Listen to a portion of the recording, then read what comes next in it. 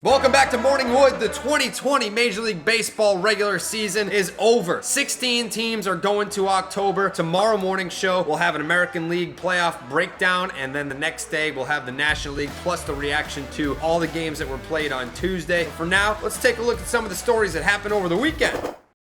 The Yankees kind of slumped their way to the end of the regular season, settling for just the 5th seed, playing the Indians. Don't like that. 33-27 on the year, bad after the start they had. Some positives. DJ LeMahieu's .364 batting average took home the American League batting title. He becomes the first player in the modern era to have a batting title in the American League and the National League. The modern era started in 1900. Just DJ LeMahieu. On the flip side, Luke Voigt's 22 home runs anointed him the MLB home run title. He's the home run king. Luke Voigt, the home run king. Fucking awesome to say. By the way, Voigt and DJ's titles together on the same team make them the first teammates to get those since 1959 when Eddie Matthews and Hank Aaron did it. As for DJ, he's a free agent at the end of the year. Brian Cashman got to hand him a blank check. Give him a blank check. Do not let him even think about going to another team. And congrats to the Marlins. The Fish are in the playoffs as the 6th seed. They play in the Cubs. You didn't think Derek Jeter was going to fail, did you? You thought he was going to be a bad owner? Jeter's never failed at anything in his life. Not going to start now. He spent all night Friday night calling up baseball operations people top to bottom of the organization, thanking them from the bottom of his heart for what they did this year during the COVID year. Nothing but class from my captain.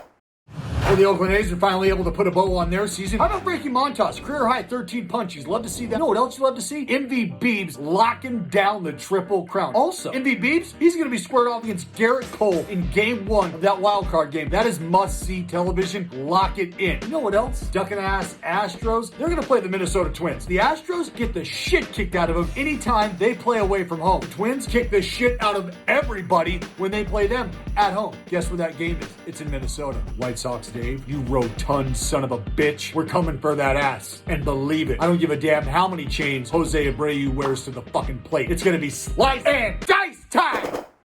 The biggest story of the offseason was the Houston Astros cheating scandal. They joined the Milwaukee Brewers as the only team in baseball history to make the postseason with a losing record. Me personally, I would rather watch the Houston Astros be good, get to the playoffs, and then lose versus just suck all year, kind of get into the playoffs, and then next thing you know, they get eliminated. No one really cares because they didn't have a shot anyway. The Philadelphia Phillies, man, what the fuck? They had to go 2-6 over their last 8 games to make it to the postseason. They went 1-7. Jesus Christ. You back up the Brinks truck for Bryce Harper, you revamp the entire roster, and then you turn in a product like that. I mean, holy shit. The San Francisco Giants, they had 3 games left in their season. They only had to win 1 to get back to October. They lost all 3. After 5 years in Anaheim, the Angels have fired their general manager, Billy Epler. His legacy, of course, will be that he was the guy that got Mike Trout to agree to stay in Anaheim for the rest of his fucking life. But what good does that do us baseball fans if the Angels don't get to the postseason? Major League Baseball expanded their playoff format so that we went from 10 teams to 16 teams, and the Angels and Mike Trout still didn't get into October. Speaking of firings, the Red Sox fired their manager Ron Renneke on the last day of the season. It's a placeholder. I know that, you know that, he knew that. Really what we're doing here is counting down the days until the World Series is over, because that's when the Red Sox can give a call to Alex Cora, the next manager of the Boston Red Sox. Chaim Bloom is going to give him a call. He's going to say, hey, AC, you interested in managing the Boston Red Sox again? To which Alex Cora is going to say, fuck yeah, I'll get on the next flight to Boston from Puerto Rico.